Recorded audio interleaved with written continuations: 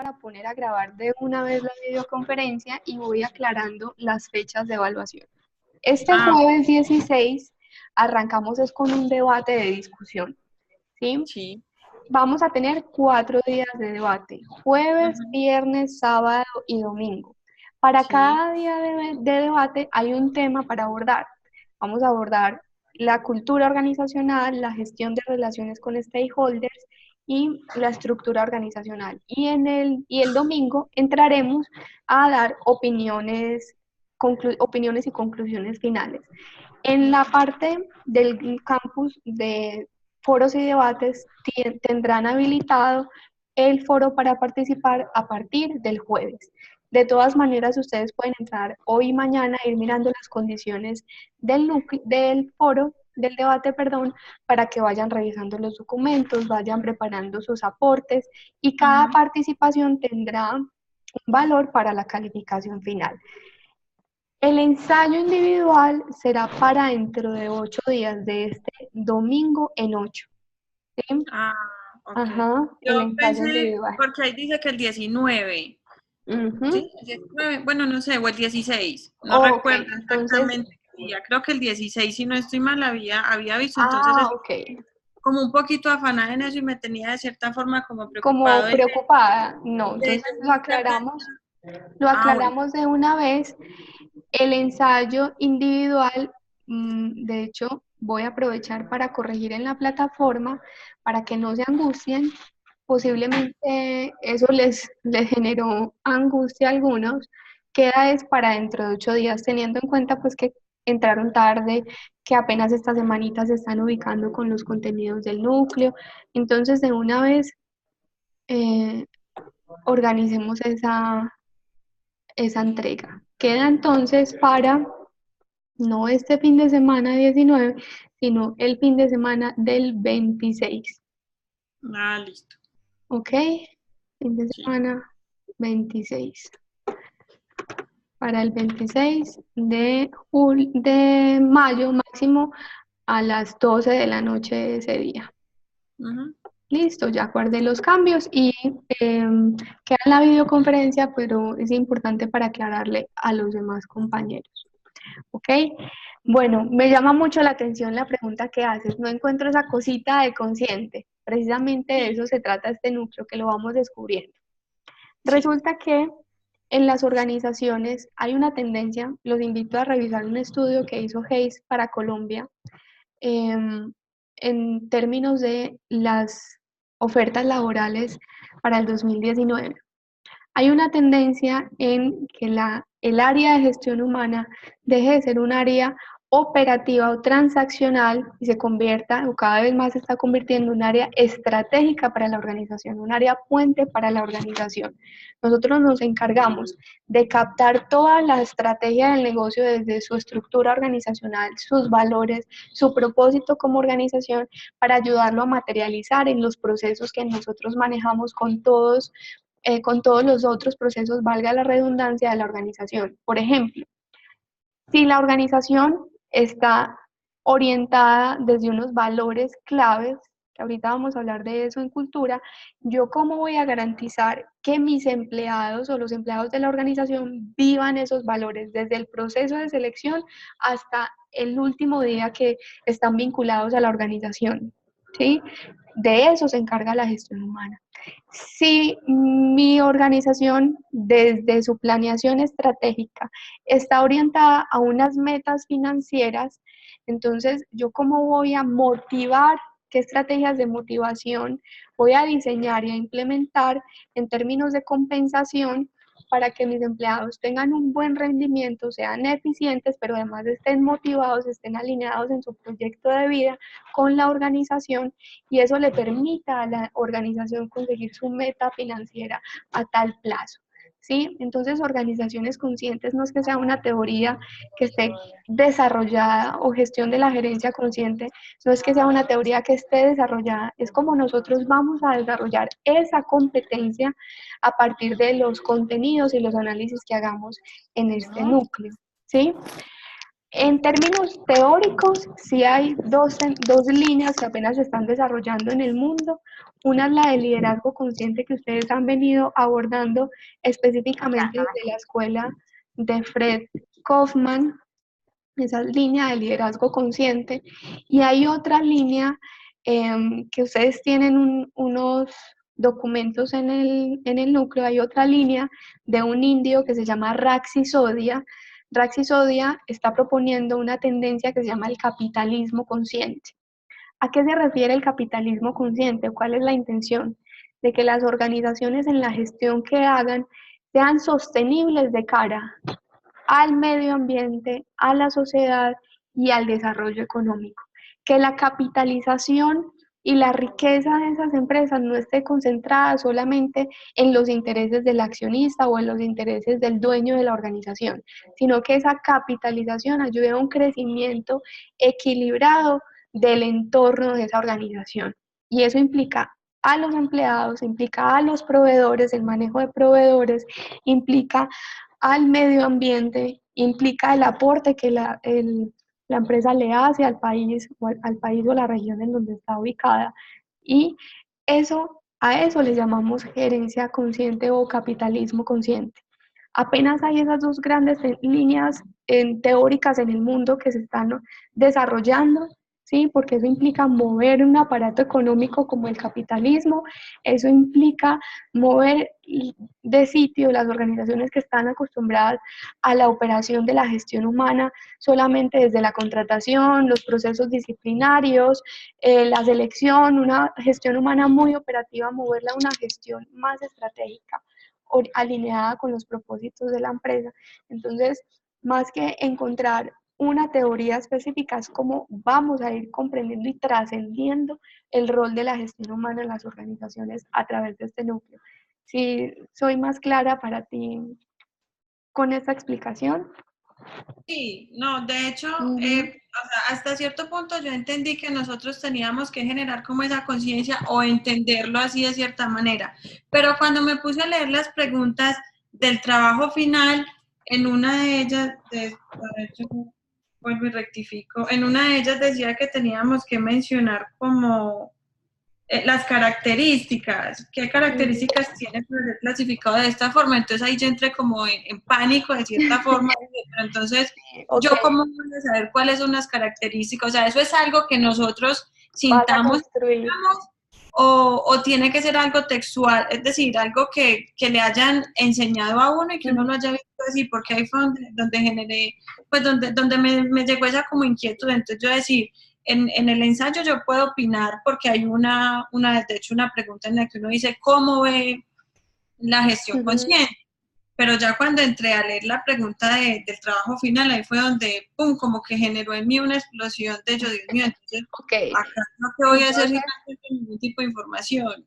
Bueno, está muy bien que primero eso te genere angustia porque eso está hablando de tu grado de responsabilidad, eso está hablando de tu compromiso con el núcleo. Sin embargo, más que un tema literal, nosotros como gerentes debemos aprender a abstraer y analizar las situaciones que nos rodean. Entonces, desde los criterios que tú vas a ir adquiriendo en este núcleo, tendrás la capacidad de juzgar, en el buen sentido de la palabra, permítemelo así, de juzgar si esa organización vive sus relaciones de una manera consciente. Eso quiere decir, vamos a empezar a entender cómo está alineada la cultura de esa organización con la estrategia, cómo está alineada la cultura con el clima organizacional y cómo viven ese clima organizacional los empleados, cómo está gestionando esa empresa sus relaciones con sus grupos de interés, ¿sí? Cómo está gestionando esa empresa sus recursos de acuerdo a los grupos de interés y cómo está alineada la estructura organizacional declarada o formal con realmente cómo se viven los cargos en la organización.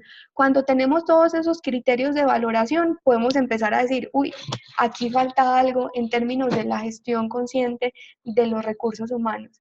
O esto se está gestionando de una buena manera y hay que impulsarlo para que se siga fortaleciendo. ¿Sí? Entonces, con lo que vas a ir adquiriendo en este núcleo, tendrás el criterio para tú misma abstraer la información, hacer el análisis y poder dar tu criterio. ¿Ok? Muchísimas gracias. Y de hecho, yo creo que con el caso que les puse en la sección de ayer de noticias, podemos empezar a introducir ese tema para que nos vayan quedando más claridades. ¿Leyeron el caso de María Adelaida?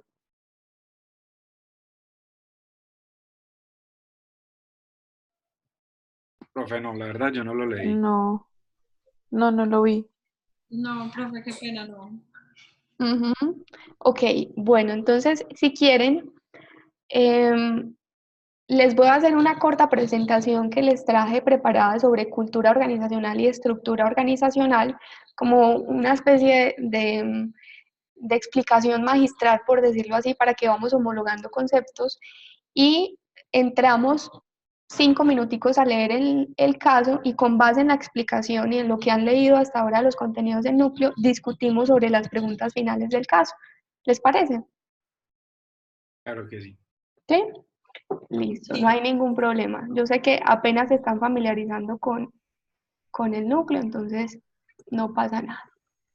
Vamos a introducir un tema importantísimo para la gerencia de personas. Nosotros como gerentes de recursos humanos o gerentes del talento humano en las organizaciones debemos manejar y además de manejar, saber leer en las organizaciones. Entonces, es el tema de cultura organizacional. Permítanme, les abro la presentación. Estratégicamente, las organizaciones, cuando hacen su planeación estratégica de una manera declarada, por lo general reconocen unos valores que quieren que vivan todos sus empleados. ¿Quién es empleado acá logra identificar los valores de su empresa?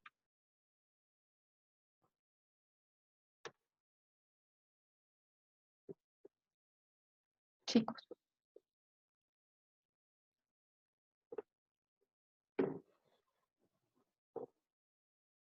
Chicos. Sí, profe. De los que son empleados acá o que tienen su propia empresa y esa empresa declara unos valores en su planeación estratégica, ¿los logran identificar cuáles son?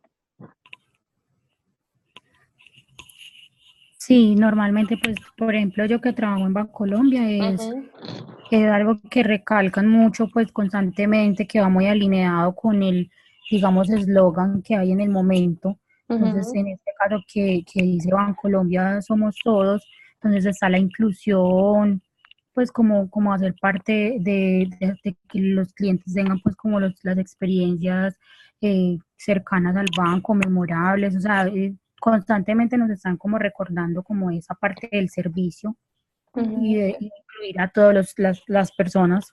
O sea que el servicio y la inclusión son valores fundamentales para ustedes. Sí. Ok, y ahorita, más adelante, Catherine, después de esta presentación, vas a empezar a analizar cómo realmente se viven esos valores en la empresa. Si se aplican y se viven como están enunciados o si hay alguna distorsión allí en el día a día con los empleados. ¿Listo? Listo. Entonces, la cultura organizacional es a las empresas lo que la personalidad es a las personas. Eso es muy fuerte, ¿sí? Por eso es que podemos ir a un Bancolombia e identificar las características de Bancolombia diferentes al Banco de Occidente, por ejemplo. Es por eso que podemos ir a Argos, a la empresa Argos, y caracterizar la empresa Argos diferente a a una empresa del grupo Nutresa. ¿Sí? Cada empresa va teniendo su personalidad, que eso se traduce en lo que llamamos desde los recursos humanos o desde la gerencia del talento humano como cultura organizacional. ¿Qué ven aquí ustedes?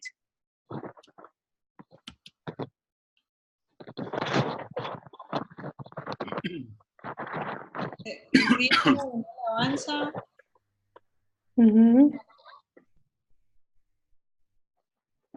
¿Qué más ven ahí? Una manifestación cultural. Como una manifestación cultural. Un carnaval. Un carnaval. Y Un podemos Festival de México. Exacto. De una vez todos esos símbolos, esas figuras nos remiten al país de México. Vamos a seguir. ¿Qué ven ahí?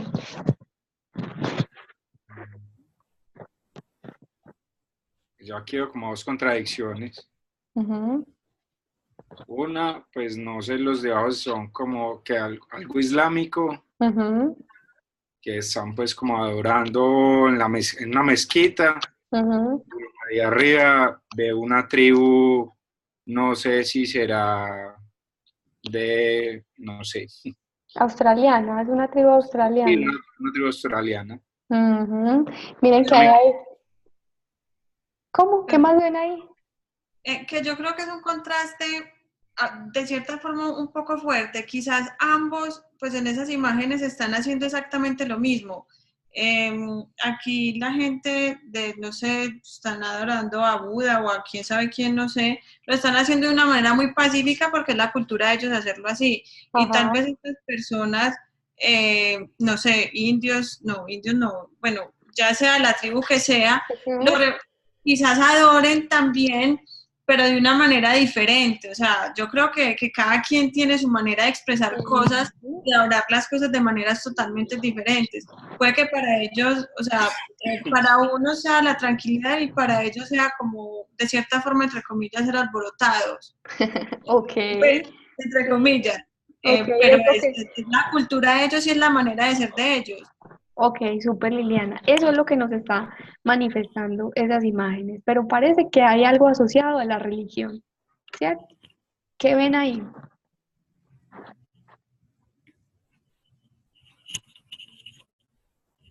Como los trajes típicos de una región. Ujú. Podemos identificar esas regiones. Sí, sí, región andina y región pacífica. Ujú. No, Cartagena y Ok. Santa Marta. Exacto, Más, Cartagena y Santa ya, Marta. Los conozco, indígenas cogen de Santa Marta y las famosas, ¿cómo le dicen? No sé si en Cartagena. Las palenqueras de Palenqueras. Cartagena. Exacto, las famosas palenqueras. Miren la diferencia en vestuarios, su postura corporal, sus gestos, ¿sí? Las fundas en las que guardan las cosas. ¿Sí? ¿Qué vemos aquí? El pueblo. Sí. A ver, yo vengo de un pueblo, Ajá. sí, pues crecí en un pueblo y por ejemplo, la escalera, que nosotros la llamamos acá como escalera, esta O chiva chiva, o donde ajá. está toda la gente montada. Yo recuerdo que, pues, cualquier cosa que nosotros en el colegio fuésemos a salir de acá, tendríamos que, muchas veces tuvimos que cuando nos íbamos a universidades a mirar qué universidades queríamos escoger y casualmente nos íbamos en una chiva o en una escalera. Sí. Entonces eso, no sé, lo primero que a mí me llegó a la mente fue el colegio, pues Sí, por lo que viví. y eso caracteriza a tu pueblo. Sí. Ok, ¿qué más yo ven aquí ahí? veo, yo aquí también puedo ver dos cosas. Una imagen internacional, que es el señor Juan Valdés, Sí. y una imagen muy nacional, Ujú. que Excelente. es la chiva. Y finalmente todo eso que acabamos de ver se traduce en una sola palabra que ustedes la han mencionado varias veces. Todos esos signos, símbolos, figuras, posiciones, vestuario, gestos, estos vehículos, este animal, hacen parte de lo que ustedes nombraron varias veces, que es la Cultura. Dura. cultura. Eureka.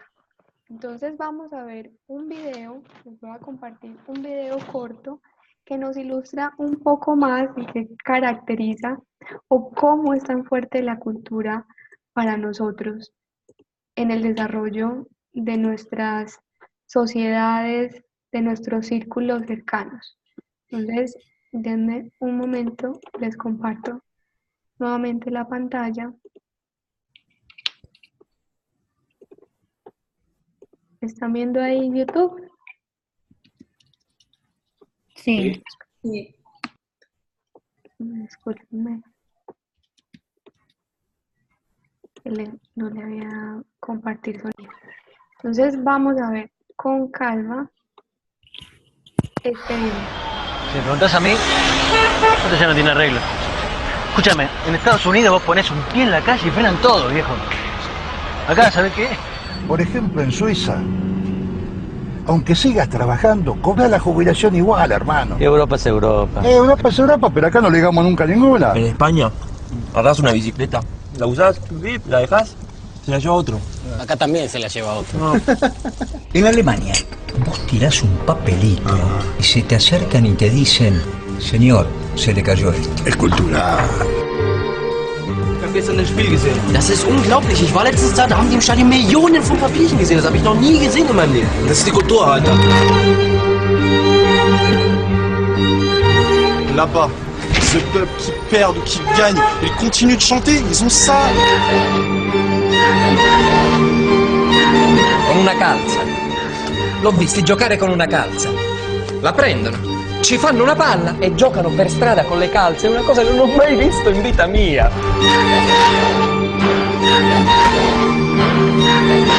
Είχε το πόδι έτσι σαν το λαιμό σου και το ίδιο έπεσε.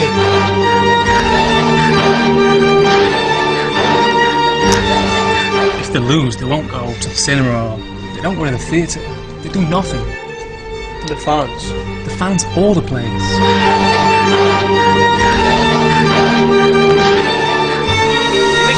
Les jambes là, tu joues avec le cœur. Avec le cœur.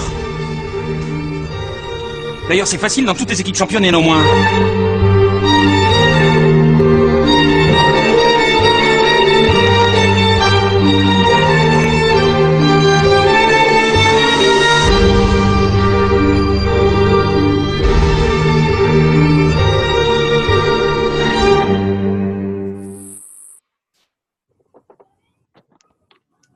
Good grammar and spelling are important. Ok, muy bien. ¿Qué les llamó la atención del video?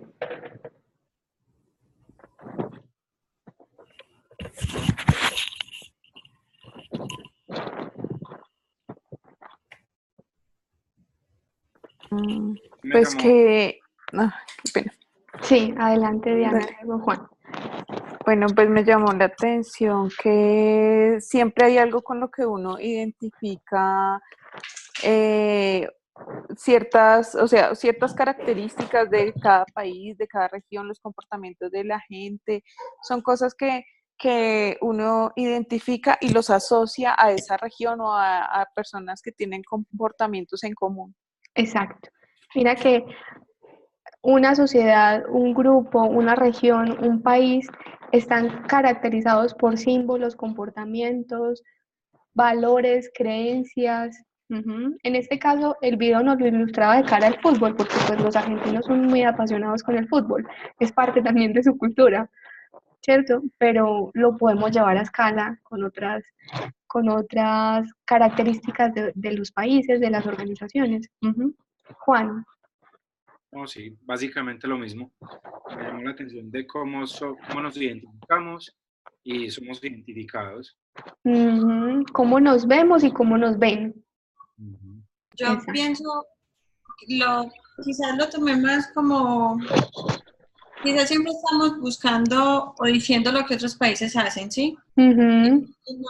A veces no somos conscientes de lo que nosotros hacemos o no estamos de cierta forma contentos o satisfechos con lo que tenemos. Muchas veces nosotros decimos, es que acá al peatón no le dan la vida, pero en la vía, en Europa le dan la vía. Entonces muchas veces no hacemos cosas para cambiar, sino que simplemente nos quedamos como en decir y en decir y en decir y no hacer nada.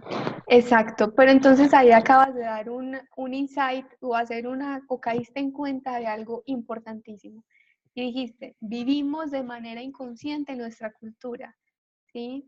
Entonces aquí empezamos a tener la primera tarea como gerentes conscientes, y es empezar a identificar conscientemente cuáles son esos símbolos, comportamientos, valores, signos que caracterizan a las personas de las empresas donde trabajamos y que se van replicando de manera inconsciente. ¿Sí? A través del ejemplo, a través de lo que se va diciendo en los pasillos. Entonces lleguemos mañana a nuestras empresas, salgámonos un poco como observadores, empecemos a ser observadores críticos, empecemos a mirar qué comportamientos comparten, qué se conversa en el almuerzo, qué se conversa en los pasillos, qué símbolos comparte la organización de manera enunciada, cuáles son los valores que esa organización describe y cómo son esos valores vividos realmente. Ahí empezamos a dar un paso hacia la toma de conciencia de cómo se viven las relaciones, empezando a identificar la cultura organizacional. Porque, como les decía hace 8 días en la videoconferencia pasada, Peter Drucker lo decía de una forma muy jocosa, y es que la cultura se come a la estrategia a la hora del desayuno. Muchas veces las organizaciones fracasan en sus intentos de cambio o en su gestión del cambio porque encuentran resistencias desde la cultura.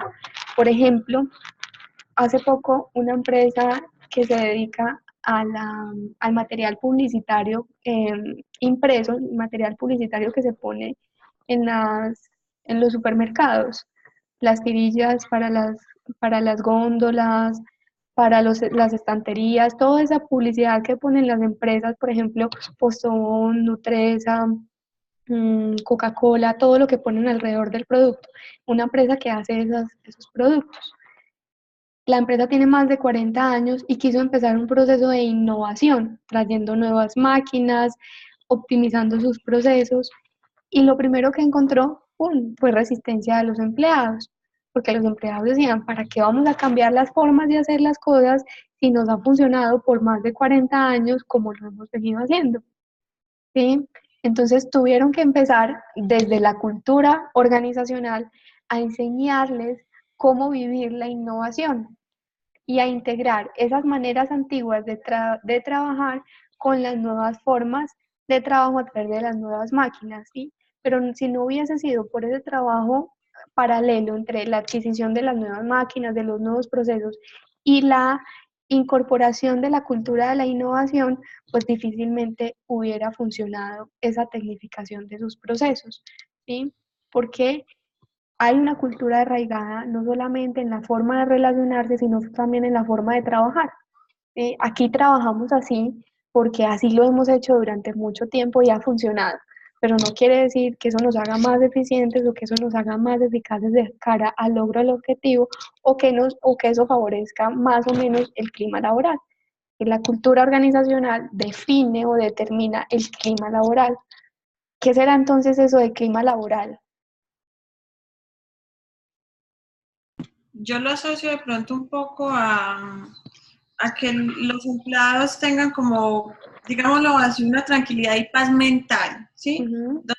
Donde todo como que esté bien, donde haya una buena comunicación, donde no, pues eso es casi que, o sea, es decir, es casi que imposible no tener ciertos choques con compañeros de trabajo o ciertas cosas, porque todos somos diferentes y no todos toleramos de cierta manera. Entonces, creo que de pronto el clima laboral lo siento yo como más que todo como en tener como una paz y una tranquilidad, un equilibrio con todos los empleados y todos los compañeros de trabajo. Excelente, así lo interpretas tú. Pero entonces, de acuerdo a la cultura organizacional, el clima organizacional, decimos, ¿cómo medimos eso? ¿Cómo medimos el bienestar? ¿Cómo medimos entonces que haya una paz? ¿Cómo medimos la paz en cada uno de nuestros empleados, cierto? Si queremos vivir una organización consciente. Sí, Juan. Yo lo puedo mirar, es más bien como la brecha que existe ahí. Es como el clima es como cómo está la organización referente a la producción versus empleados, por decirlo así. Bueno, entonces la producción o la eficiencia en la producción puede ser una consecuencia del clima laboral, ¿sí? Entonces el clima laboral es algo como etéreo, como yo puedo saber que el clima está frío o caliente, está húmedo o seco, pero es muy difícil para mí medirlo, ¿cierto? Entonces, ¿cómo medimos el clima laboral y cómo nos damos cuenta entonces conscientemente de ese clima, cómo se está viviendo? Entonces, no se puede medir el clima laboral, pero sí se puede identificar la satisfacción laboral, ¿sí? Que de hecho cada año en las organizaciones por ley se debe hacer una encuesta que llaman la encuesta de clima laboral, pero en realidad lo que se está midiendo o lo que se está acercando a medir es la satisfacción laboral. Cómo se vive la cultura en las organizaciones se traduce entonces en la satisfacción laboral que tienen los empleados o en el nivel o en el grado de satisfacción que tienen los empleados en su lugar de trabajo, de cara a su equipo de trabajo, de cara a su jefe, de cara a la compensación emocional y a la compensación salarial que reciben, de cara a la satisfacción con su puesto de trabajo, de la realización que sienten, con las funciones que desempeñan en la empresa, de cara a la contribución que le hace a la organización. Si un empleado siente que es valorado por la empresa con la contribución que hace, que su empleo está siendo compensado de manera emocional y salarial, que su equipo de trabajo lo acepta, que tiene una buena relación con el jefe, entonces será un empleado satisfecho. ¿Y eso en qué indicadores se podrá medir luego? En lo que dice Juan, en los niveles de producción, en los niveles de efectividad, en los niveles de satisfacción de mis clientes, porque si mi empleado está satisfecho, entonces prestará un mejor servicio a mis clientes. Obviamente hay un montón de factores desde lo humano que se salen del control. Pues los seres humanos somos muy complejos en términos de relaciones, pues las relaciones familiares, las relaciones íntimas, personales, pues eso no lo podemos controlar, el manejo emocional, aunque cada vez más tendemos a fomentar más esa competencia del control emocional en el lugar de trabajo. Sin embargo, sí podemos trabajar por estas otras variables. ¿Cómo queremos que sea el trabajo en equipo? ¿Cómo queremos que sea el estilo de liderazgo de nuestra organización? ¿Cómo queremos que sean las estrategias de compensación emocional y salarial? ¿Cómo revisaremos los cargos de acuerdo a las responsabilidades, el valor que cada cargo le da a la organización? Y con base en eso, ¿cómo garantizamos de la mejor manera posible el equilibrio para que nuestro empleado esté satisfecho y eso tenga un impacto en los demás indicadores de la organización? Entonces ahí vamos viendo cómo la gestión humana sí es transversal a todos los procesos de la organización.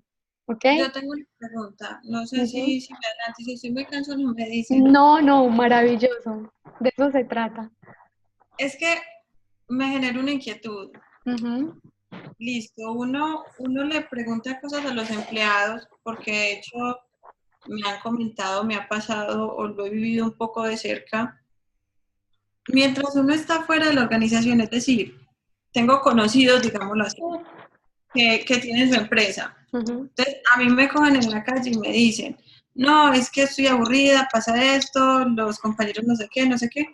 Y cuando llegan a hacerle una evaluación de talento humano, todo es perfecto, todo es maravilloso, no, eso es lo mejor, yo no tengo problemas con nadie. Entonces, ¿cómo hacer uno para lograr identificar que las personas estén hablando con toda la sinceridad del mundo y de que uno, porque listo, en la calle le dicen una cosa, pero entonces en la empresa van y dicen otra cosa, entonces llega uno como un punto en el que uno dice, bueno, entonces, ¿qué? ¿Están bien, están mal o cómo es la cosa acá? No estás muy preguntona, estás haciendo unos aportes muy interesantes que son el día a día de las empresas.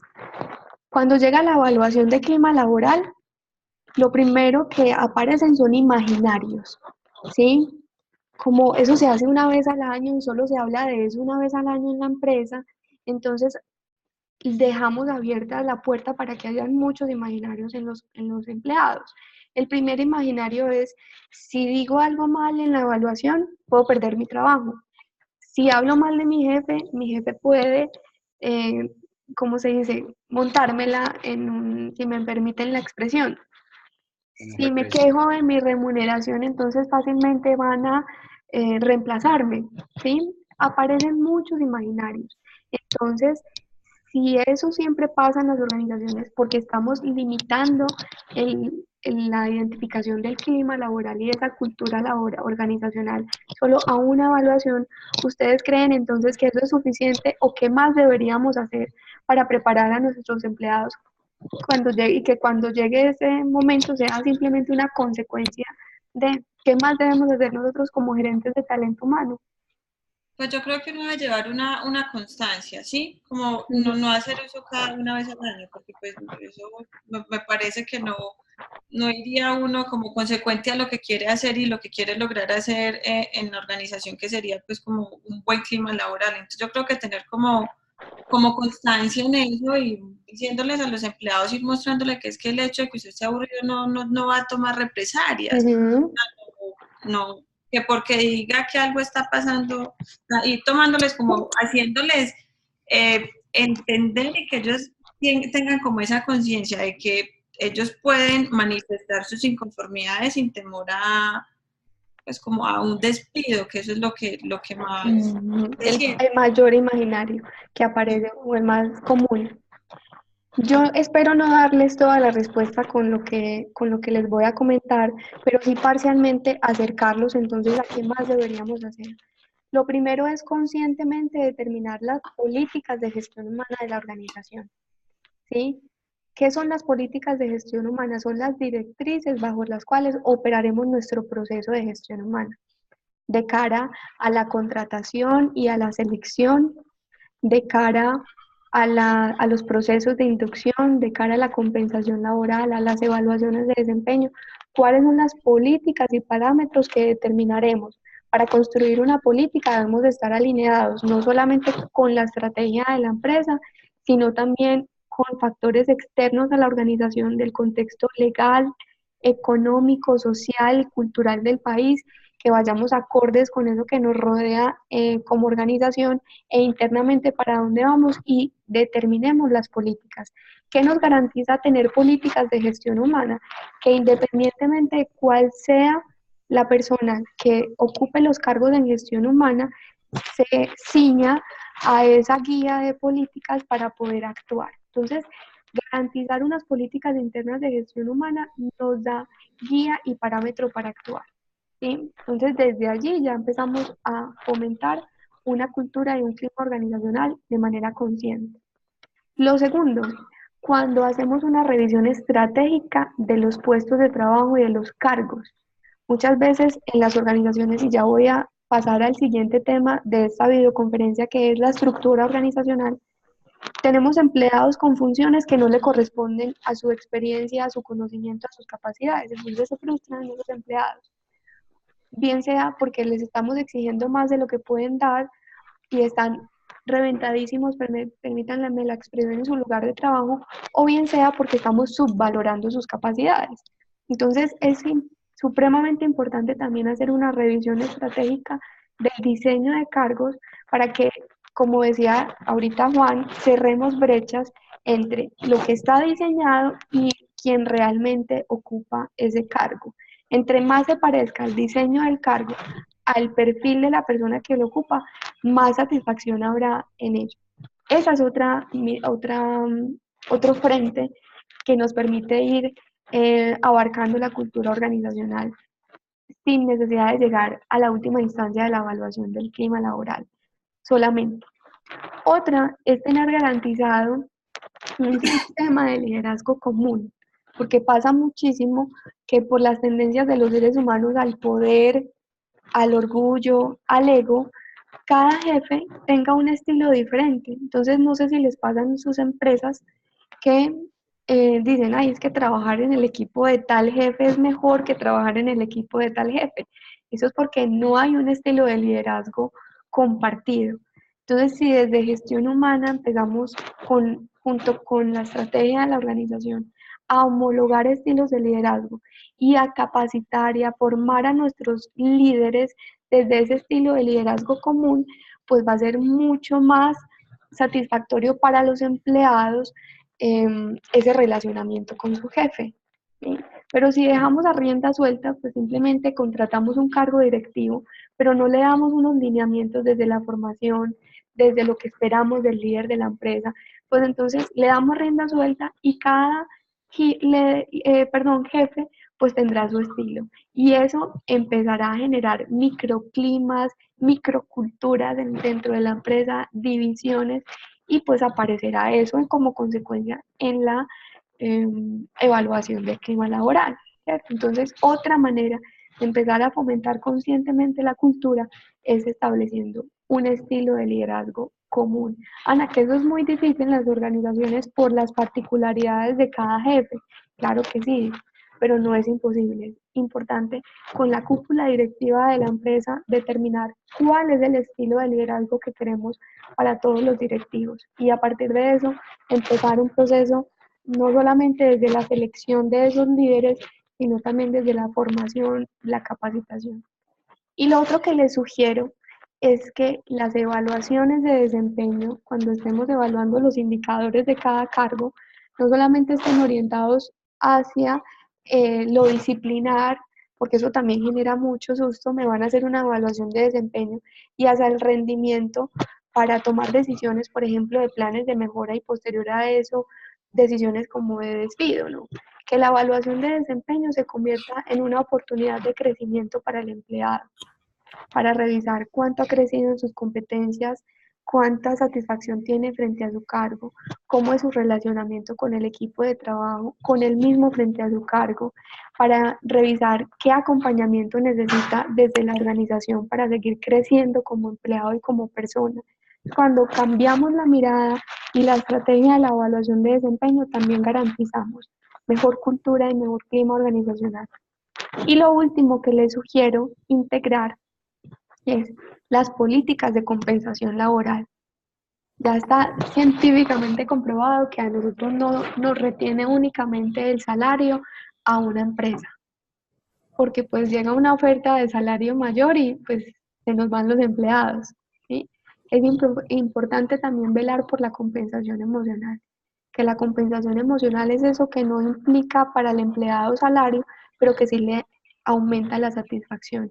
Entonces hay empresas que compensan, por ejemplo, desde la flexibilidad horaria, desde el teletrabajo, desde las bonificaciones, desde espacios para su familia, desde el desarrollo académico, la formación académica, desde préstamos para vivienda, por ejemplo. Todo depende de las necesidades y características de la empresa, de las capacidades de la empresa, obviamente, y de las características de nuestros empleados. Pero entonces ahí vamos viendo varios frentes que como gerentes de gestión humana conscientemente podemos empezar a gestionar para favorecer esa cultura organizacional.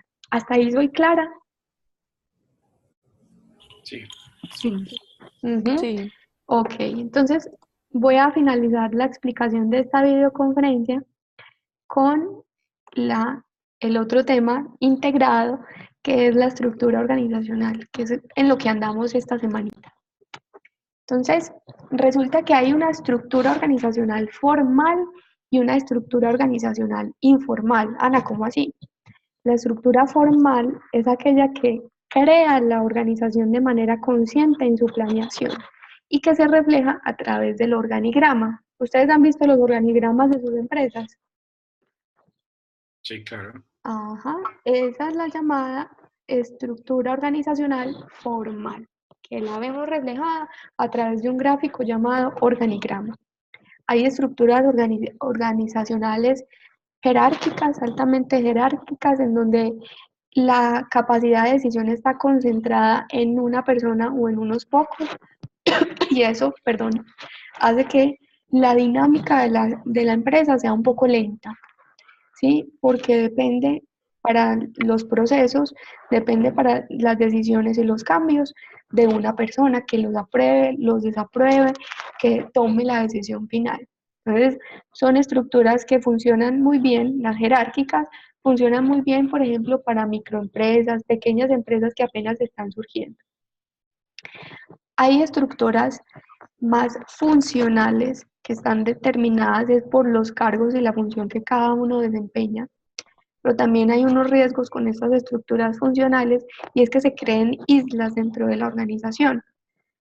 Hay otras estructuras, por ejemplo, las matriciales, que se unen por equipos de trabajo que comparten una experticia, por ejemplo, en marketing, por ejemplo, en finanzas, por ejemplo, en procesos, en proyectos, pero también corremos el riesgo entonces de que haya una división dentro de la organización.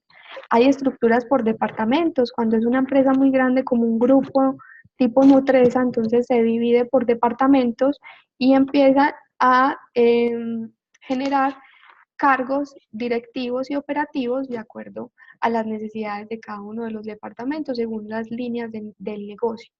¿Sí? Hay infinidad de tendencias de estructura organizacionales que ustedes pueden encontrar. La primera tarea es empezar a identificar cuál es la estructura organizacional de su empresa o de la empresa que eligieron para la problemática. ¿Sí?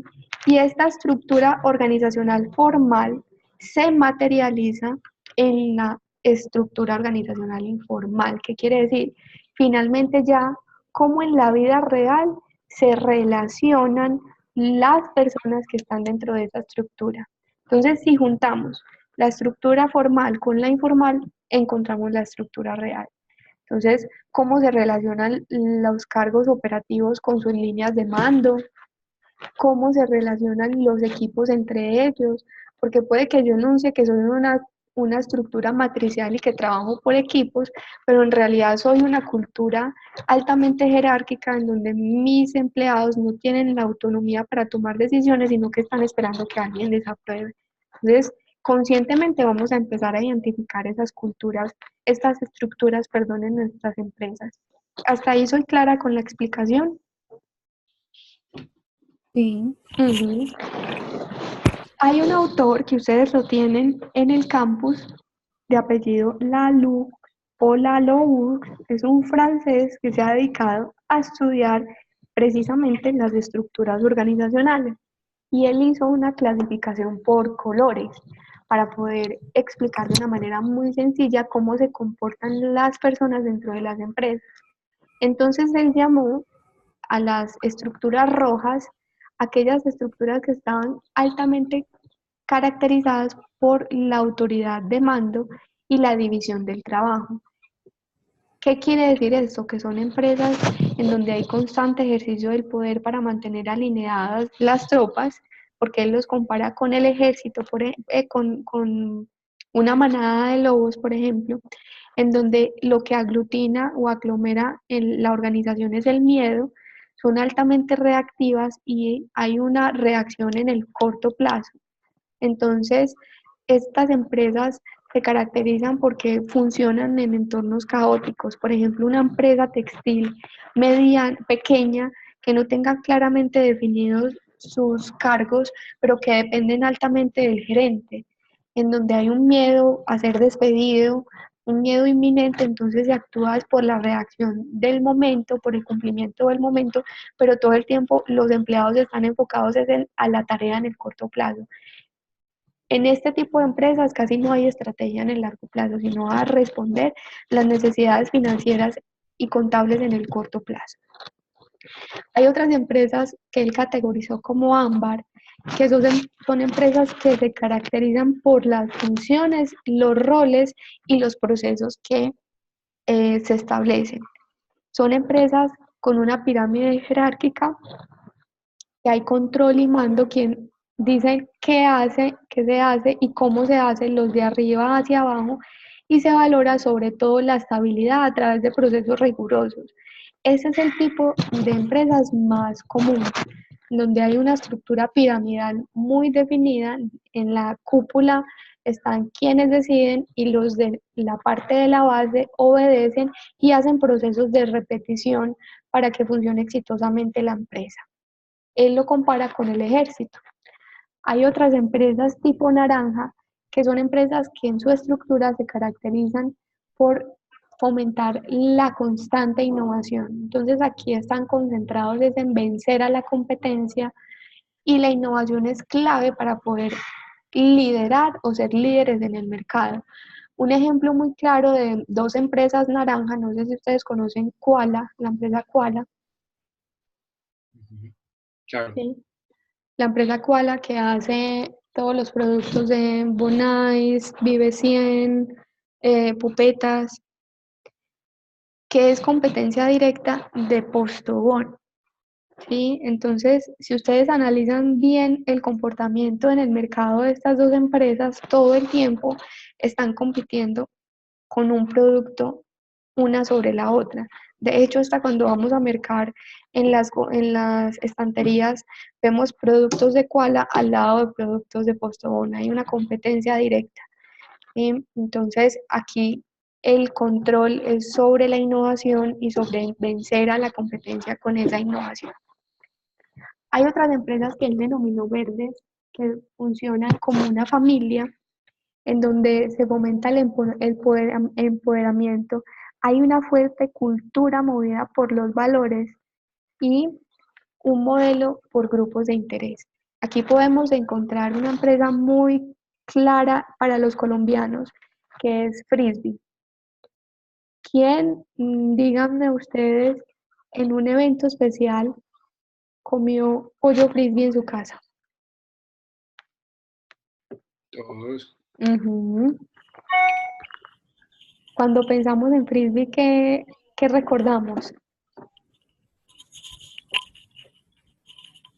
Que nadie lo hace como Frisbee lo hace. Que nadie lo hace como Frisbee lo hace. ¿Qué más recordamos de esa marca? La bolsita del pollo.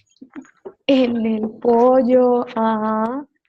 Resulta que Frisbee es una empresa creada por un par de esposos que ya están por los 80s. Ellos crearon la empresa 6 meses después de haberse casado y lo que han fomentado en todas sus sucursales es la cultura organizacional. Entonces ellos primero crean un ambiente de trabajo sostenible, incluso tienen un credo para sus trabajadores para que estén completamente motivados y que los vean como una familia, para que lo que evoque el cliente siempre sea el sabor, la familia, que todos comen alrededor de pollo frisbee. Es una empresa claramente verde, impulsada y movida por los valores organizacionales y son un reflejo de sus dueños, de ese par de esposos que tienen a Frisbee como su familia. Y hay una nueva línea que es una que él propone como la nueva tendencia de las organizaciones en su estructura, que es la que él denomina TEAL.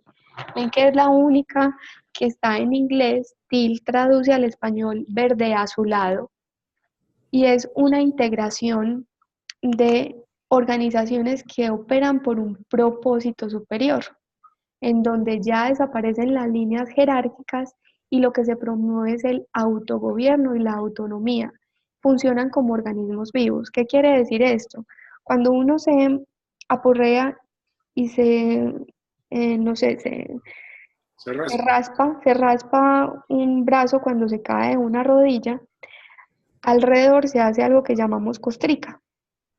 Y eso son todas las células de nuestro cuerpo trabajando junticas por proteger esa herida. Asimismo funcionan las organizaciones TEAL, como a través de equipos de trabajo sólido se enfrentan los desafíos. Hay base de confianza e integridad. Entonces, si una persona falta a su lugar de trabajo por alguna situación, pues todo el equipo estará en capacidad de soportarlo, de reemplazarlo y de unirse para sacar adelante su propósito como organización. Este es digamos, una estructura ideal, pero hay una organización, aunque con lo que caracteriza a esa empresa, pero una organización que se quiere parecer a esto en Colombia, que se llama Matelsa. Matelsa, en su estructura organizacional, promueve el autogobierno, la base de confianza de sus empleados y trabaja por equipos de trabajo de alto rendimiento. No hay unas líneas jerárquicas establecidas allí y parece pues que eso a esta empresa les ha funcionado. Entonces, los invito a revisar con calma estas estructuras organizacionales. Ustedes también tienen una teoría de estructuras organizacionales clásica del autor Misberg en su campus para que empiecen a hacer la comparación de cuál es la estructura organizacional enunciada o formal y cuál es la estructura informal que se vive en sus empresas. Listo, hasta aquí alguna pregunta.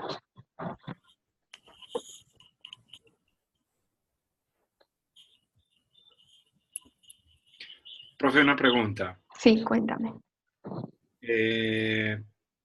Eso que tú nos acabas de decir de este autor, no La recuerdo, Lalux, Esto se puede dar en ciclos o en periodos en cada organización. Ok, muy interesante. Si estamos formando una empresa desde cero, es como un niño que uno puede criar a su imagen con su ejemplo desde pequeños y modelar y moldear, ¿cierto? Entonces una empresa que apenas está iniciando, así como hicieron los dueños de Frisbee, que ellos desde el inicio le inyectaron los valores y que querían que siempre se reflejaban sus valores como pareja y sus principios, así como ellos desde el principio lo hicieron, puede pasar que lleguemos a una empresa que quiera cambiar de tajo su estructura organizacional y su cultura organizacional, que venían, por ejemplo, de una estructura jerárquica, de una estructura lineal, con una cultura basada en el miedo, en respetar muy bien esas líneas de mando, y de pronto quieren pasar a ser una empresa tipo TIL o una empresa verde, ¿sí? Este mismo autor dice que tiene que pasar por lo menos un cambio o un relevo generacional, o por lo menos 10 años, para que se pueda dar ese cambio de cultura y de estructura organizacional. O tiene que ser una inyección de trabajo muy fuerte desde cada uno de los individuos de la empresa para poder fomentar en ellos la autonomía, el autogobierno, porque esto, cuando queremos pasar a una organización tipo TIL o una organización verde, quiere decir que nuestros empleados tienen la autonomía y la capacidad de tomar decisiones, porque muchas veces pasa en las organizaciones muy jerárquicas o lineales que nos acostumbramos o a recibir órdenes o a dar órdenes, ¿sí? Y eso también hace parte de la cultura organizacional.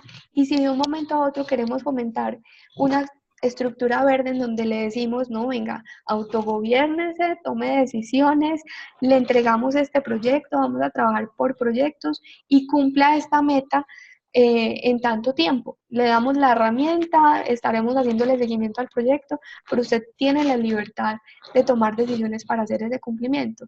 Y ha sido un empleado que está acostumbrado a recibir órdenes. ¿Mm? Entonces el proceso de cambio debe ir paralelo, no solamente transformar desde la estrategia de la organización, sino ir con cada uno de los empleados en ese proceso de cambio. Entonces, en el escenario menos favorable tendría que haber un relevo generacional para poder pasar a esa transición. Aunque hay empresas que tienen en este momento hasta 3 generaciones, ¿sí? Quienes se están acercando a la jubilación, quienes están por los 30 y los 40 y quienes están empezando apenas la vida laboral, que están por los 20.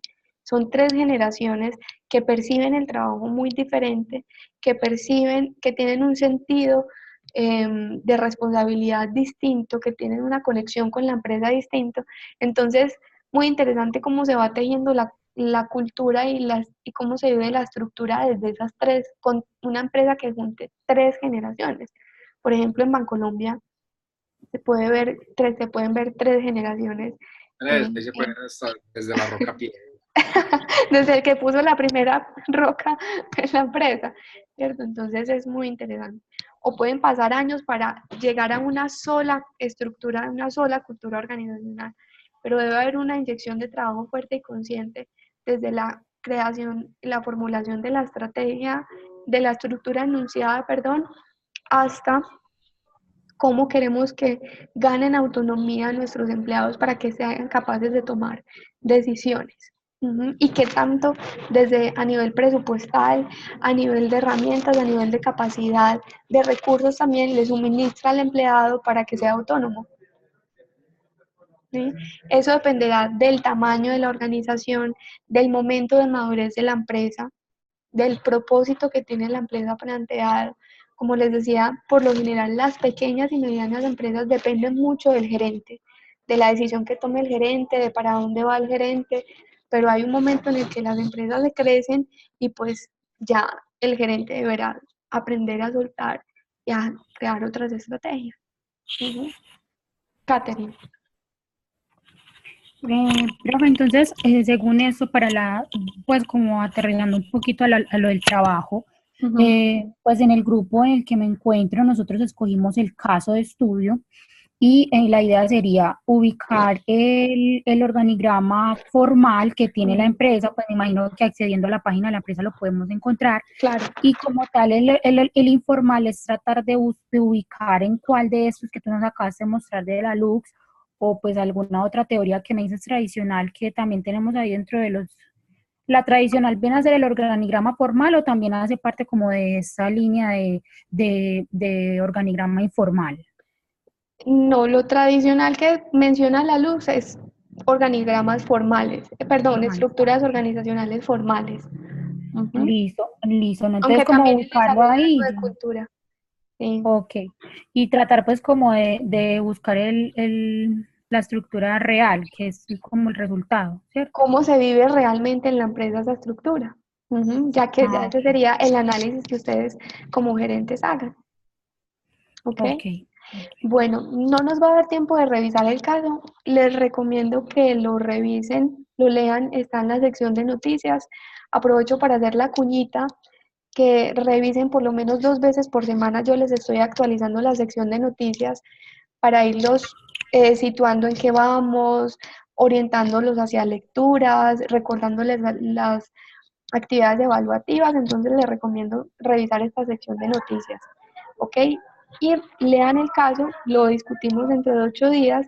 Quiero aprovechar este espacio para que ya ustedes saquen una conclusión de esta videoconferencia. ¿Qué fue lo que más les llamó la atención? ¿Qué se llevan hoy de esta sesión? Sobre todo Lili, que llegaste con un montón de inquietudes y como ¿qué se llevan hoy de este espacio?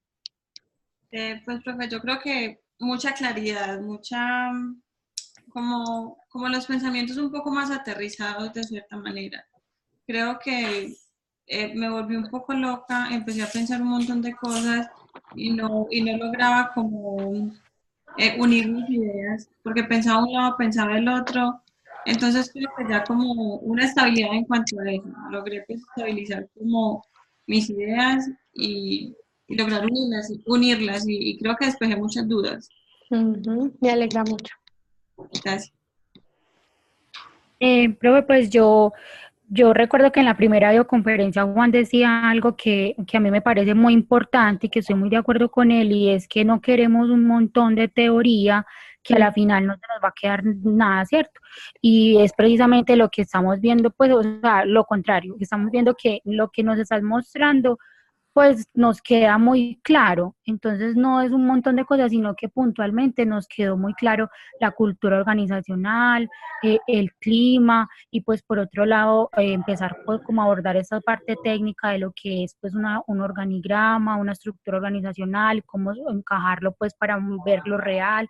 Pues a mí me parece muy, muy aterrizado todo, y pues por lo menos yo quedé súper bien los conceptos muy claros. Ok, que vamos integrando las vivencias reales en nuestro trabajo con los conceptos que presenta el núcleo. Súper. Para mí también me parecen muy claros, muy puntuales, que me encanta eso, y con un montón de preguntas, pero Pero eso es bueno, que salgamos antes con más preguntas. pero muchas. Pero creo que a medida que vamos viendo, vamos avanzando, se irán resolviendo. Ok, Soy maravilloso. un poquito preguntón, entonces por eso me voy cuestionando todo un poquito. Muy bien. Nuri, Doris.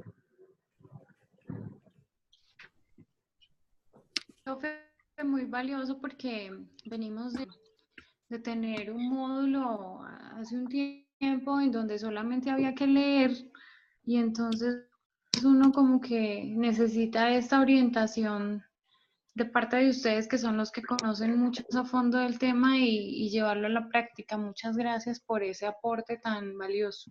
Ok, muy bien. Entonces me alegra que hayamos logrado una sesión satisfactoria para todos. Les recomiendo el caso y el jueves empezamos la participación activa en el debate.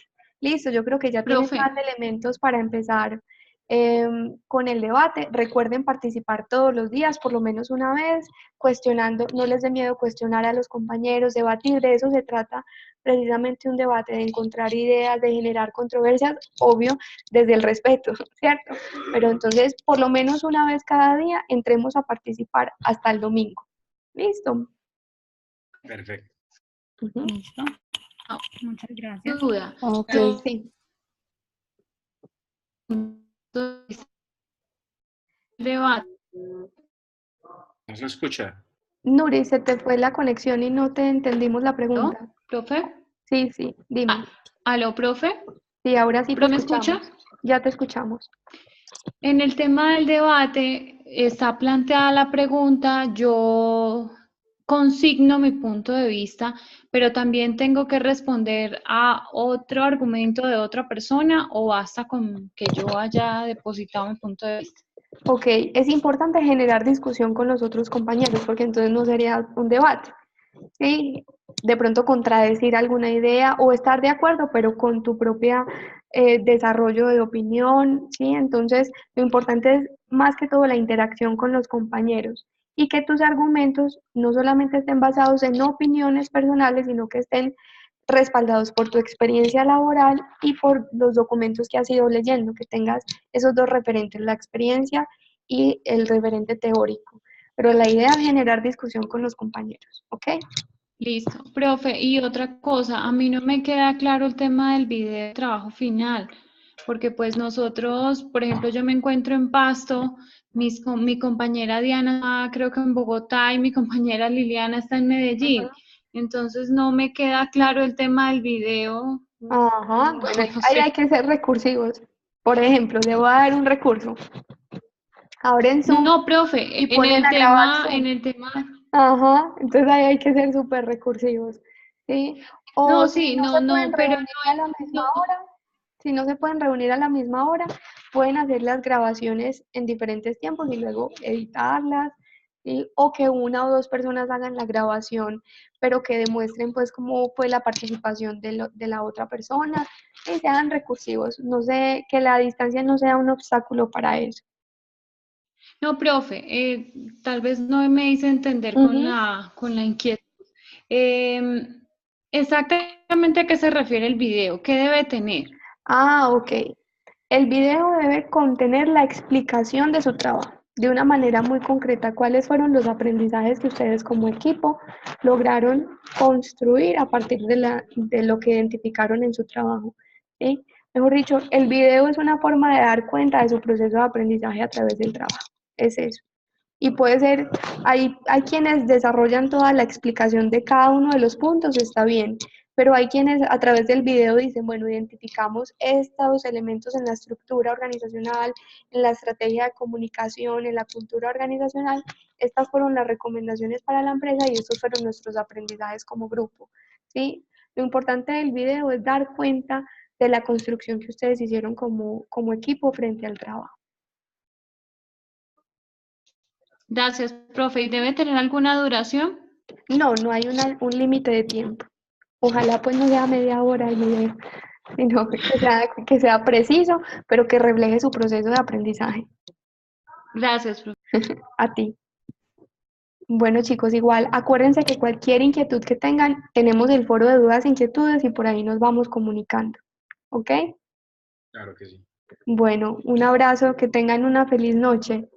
Muchas gracias. Feliz noche, hasta luego. Gracias, profe. Chao, chao. Feliz noche, gracias.